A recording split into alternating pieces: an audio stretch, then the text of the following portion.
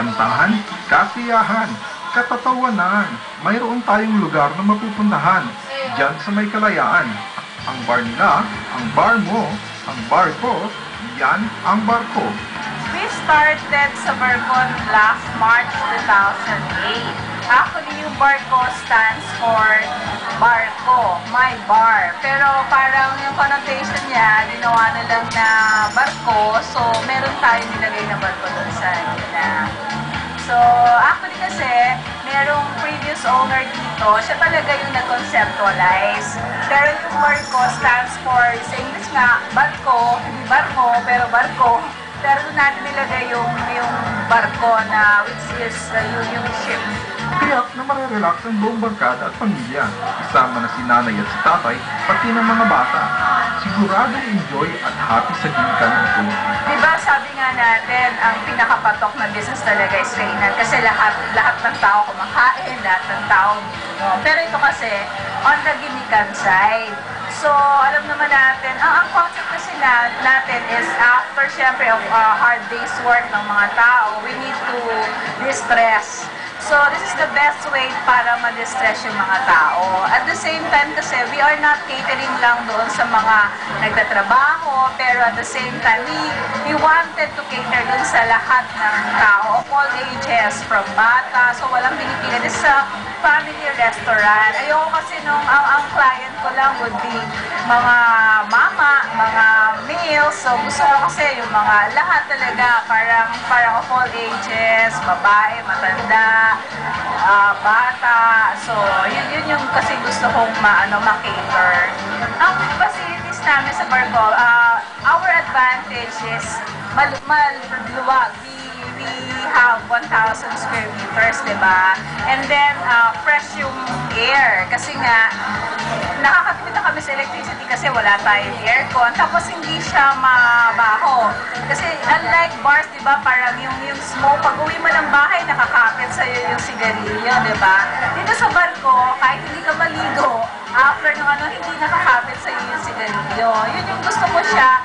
Yun yung gusto ko kasi syempre before nagba-bar hopping din ako, diba? Yun yung isang problema ko, yung after na mag-bar, nakadikit na sa'yo yung stick ng cigarettes. Pero unlike dito sa bar namin, hindi. So, kasi naka-fan lang tayo, and then whether mag-smoke ka or hindi ka mag-smoke, wala tayong problema sa smoking, non-smoking area, wala tayong partition, wala tayong division. Kasi yung air, it can freely go yung smoke natin. Mga masasarap na pagkain sa iyo ay ihahain. Sa pamilya at barkada, ang barko ay mabenta.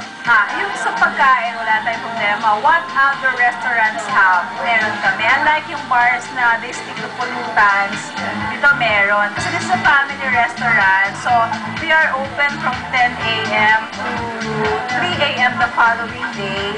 Pero lahat, halos marami yung variety ng yung choices ng food namin dito. So, hindi lang kami pang pulutan na yun lang. So, we have set meals na pwede kahit na. Kasi we cater also to different occasions mo. Kahit anong okasyon yan. ED parties, weddings, birthdays, basta name it. We can customize kung ano yung need ng clients. We are not stick dun sa pagiging bar lang namin, but we talagang family restaurant siya.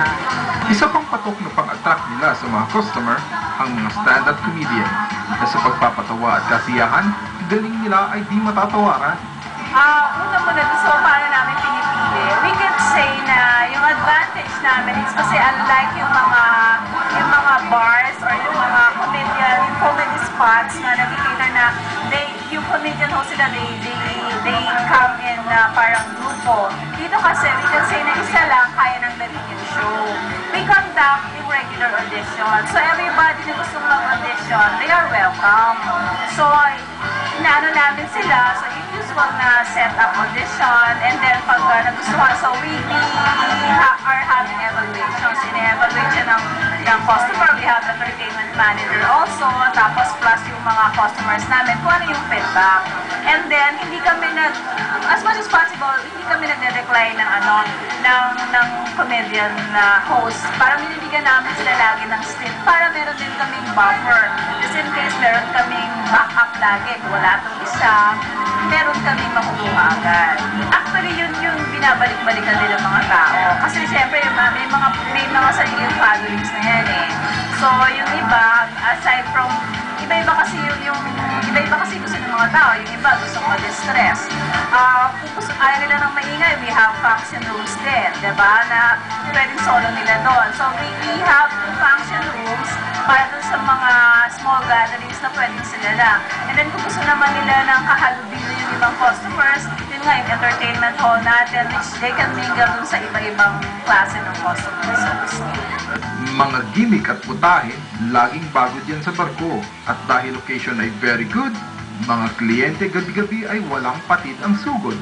Wala po kaming bayad, wala po kaming entrance fee, hindi po kami naninigal ng entrance fee. Except po, minsan kasi meron kaming mga entertainment shows na talagang kailangan naming maningil kasi dun sa cost ng artist. Pero yung regular po namin dito, wala po kaming entrance fee. Bukod sa may wifi free na kami, wala kaming entrance fee. So pagpasok nila, we are just asking for a consumable minimum bill of 150 pesos per head, of which hindi naman mahirap siguro na i-consume yun.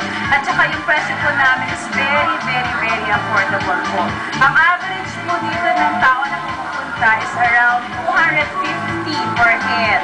Ang magagas nila, pero nasigahan na sila, meron ng acoustic band, meron ng banda, meron ng comedian host na ma-entertain sila.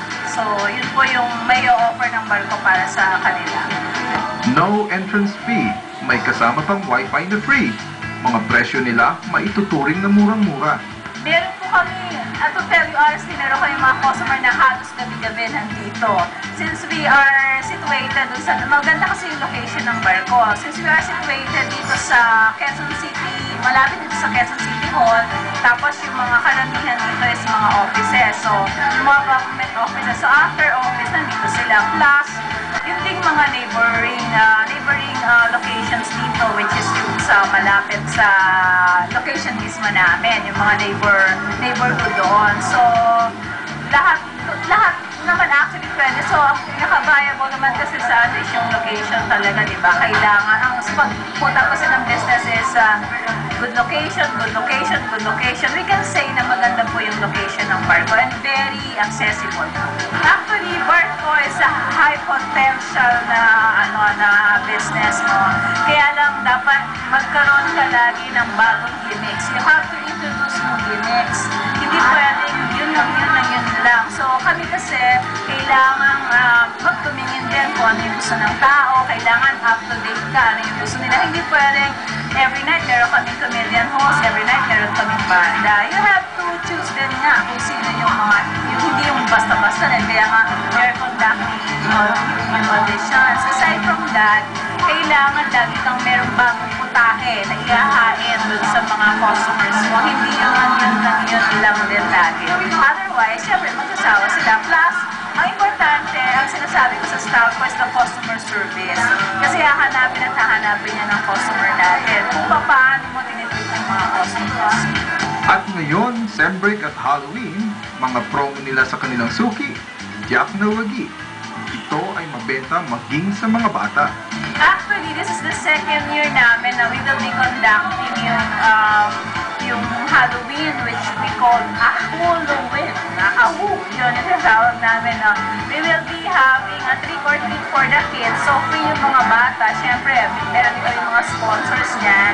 On October 30, meron kaming Best Costumer Award for the best in costume. And then, on October 31, para na naman sa mga staff namin. Kasi, during the Halloween month, which is yung siguro from October 30 up to November 1, they will be serving yung customers namin in costumes. Siyempre tapos meron kaming, we will be decorating yung, actually nag-start na kami ng decoration, pero meron kami mga life size na mga nakakatakot talaga na pwede sila magpa-picture doon. So yun, pwede na nilang gamitin yung facilities namin. Free walang entrance kami. So, huwag nang magpatumpik-tumpik sa inyong pag